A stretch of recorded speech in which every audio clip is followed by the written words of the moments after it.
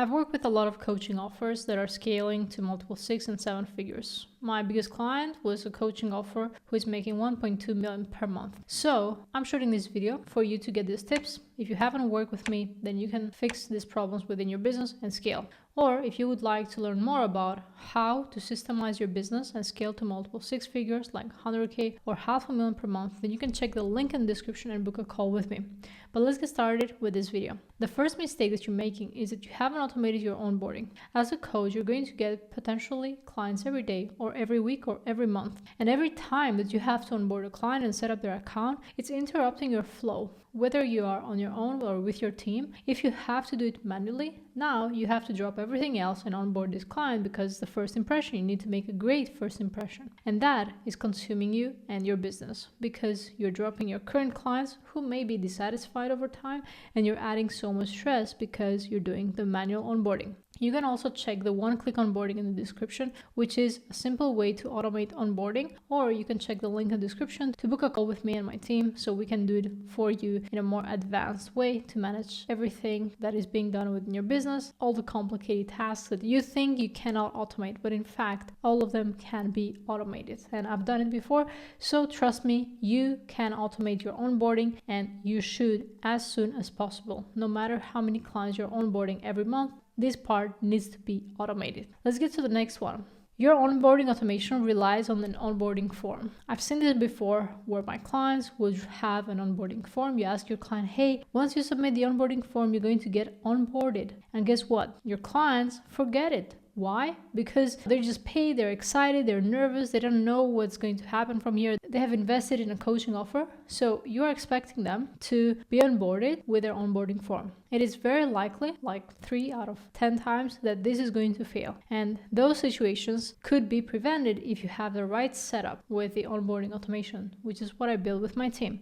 So we are doing it through the sales report form, meaning the person who is closing the deal is going to submit a form, so then all the other onboarding tasks are automated. You can also have other automations that are triggered based on the payment link, but never rely on the client completing a task for you to onboard them, because the first impression is the most important. And if a client is expecting to get onboarded, but they don't know they have to submit the onboarding form, they're going to get pissed off and they will be like, why does it take so long to onboard me? So make sure that your onboarding is the best onboarding in the world, so then you can have a client that trusts you. I had an experience where a client onboarded me like 3 days later. It wasn't a great experience, and it wasn't great coaching either. So make sure to never rely on the client. Always rely on yourself or your team or automations, and don't rely on the client remembering to do a task, because if they don't do it, they're still gonna blame you. Now let's go to the next point. Number 3.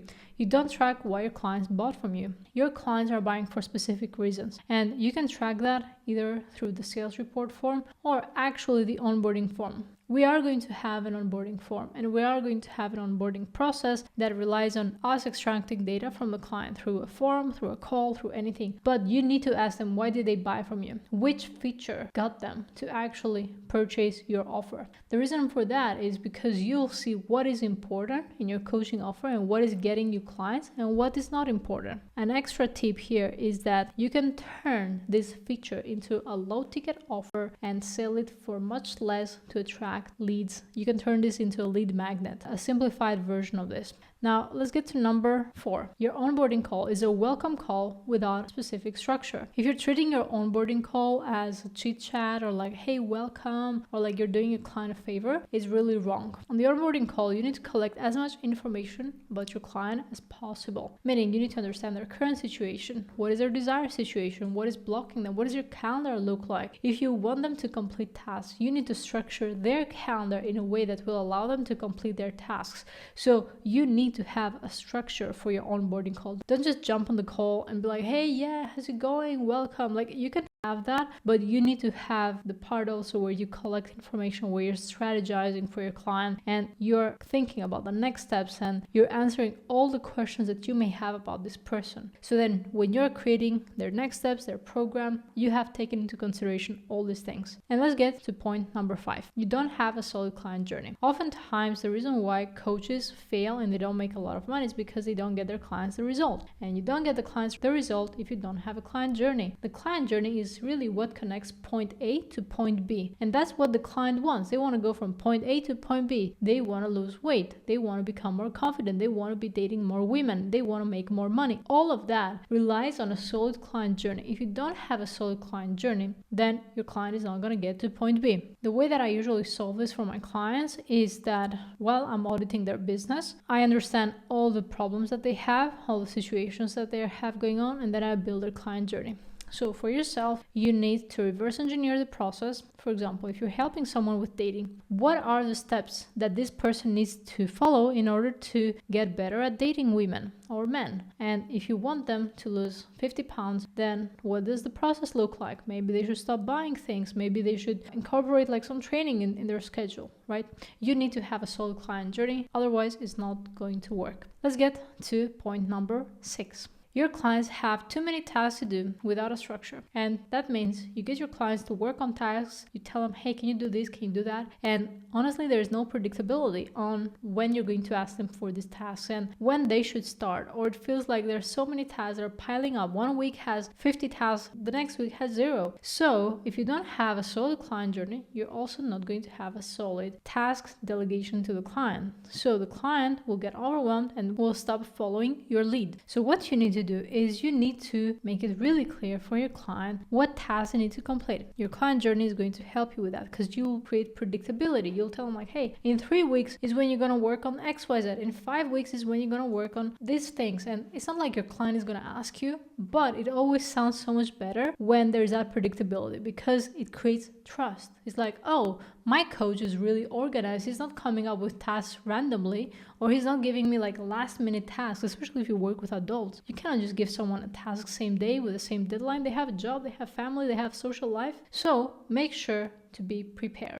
This gets me to point number 7. If you're not giving your clients a quick win and you just simply give them tasks and you give them like a course to watch and a lot of things to do, but they don't see the light at the end of the tunnel, then they're going to be discouraged. So within the first 10 days, you need to give your clients a quick win. If you're helping your clients create more content, give them 10 templates and get them to boost this content within the first 10 days. If you're helping your client with fitness, help them with a decision they need to make they haven't made in a long time, right? Help them with their grocery list. Get them to buy food that is good for them. When it comes to dating, give them a quick win, like optimize their profiles on their dating apps, something like this, right? You need to give your clients a quick win, an accomplishment that happens really fast, so then they see that progress happening from the get-go. Let's get to the next point. Number 8, you don't track your client wins and positive feedback. You getting more clients relies on your results. And if you're not able to showcase your results, you're not going to get more clients, your business is not going to grow or scale. So you really need to be proactive about tracking client wins. Ask your questions, hey, what is the biggest win you got this week or this month? Get your clients to put it on a message or ask your clients to shoot a testimonial video. You need to track this information in a central place that you can access in the future if you're going to create a funnel or a landing page with proof and testimonials and positive feedback that you've gotten so you can create more trust. And then of course, you can scale with more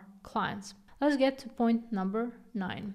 If you're not tracking every single week the progress that your clients are making, you're going to miss out on a lot of data. So what we do with our clients is that every week we create an end of week form. Whether it is every Friday or every Monday, we get our clients, customers pretty much, to submit this form. We're asking them for the biggest challenges. How can we help them? We ask them to be really honest with their experience in the program or the coaching. And we also ask them for their biggest wins. All this data is really valuable because if you're going to bring on more coaches in your offer, then you're going to have visibility even if you're not working with your client one-on-one every single day. So you're going to track data over time and see like, okay, this client is unhappy, let's jump on a call. This client is happy, let's ask for a testimonial. This client is not doing so well, let's see what is going on with their account, like let's see what they have been up to. So you need to get these weekly report forms. As much as you think, oh, my client is not going to do it or it's going to be hard, just add it on your coaching. Your client is going to follow you if you really stress the importance of getting this data because it will allow you to track over time how they're making progress and how they're reacting to the program. Let's let's get to point number 10. And in fact, I have 2 extra points for you that are bonus. If you focus too much on the process and not the outcome, this is not going to work. Meaning,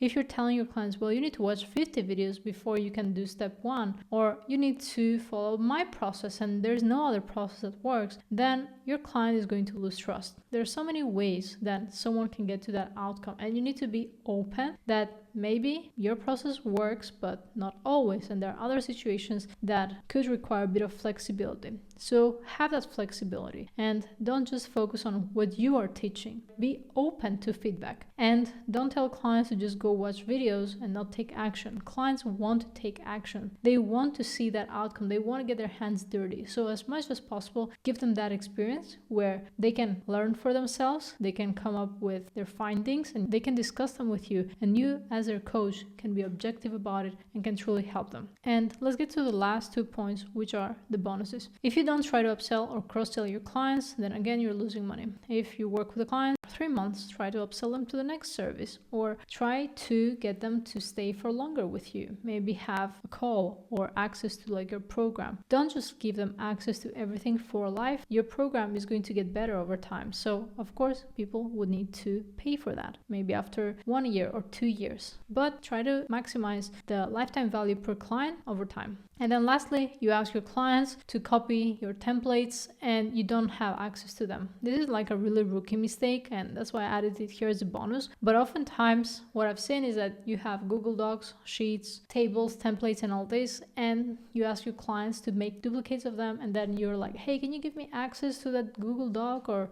can you make a duplicate of that sheet? Instead, you could automate this and have it on your client's folder. Every client has all their assets, all their materials in the folder, and you always have access to them. So just appear more professional, be more professional in the way that you're working with your clients, so you don't need to ask for access all the time to see important information. You can automate this with the one-click onboarding, which you can find in the description, or if you want to build systems and solve all these problems, have me and my team solve these problems for you, either through a business audit or by working with me with 7-figure systems. You can check the links in the description and we can schedule a call. Thank you for watching, and I'll see you on the next one. Bye.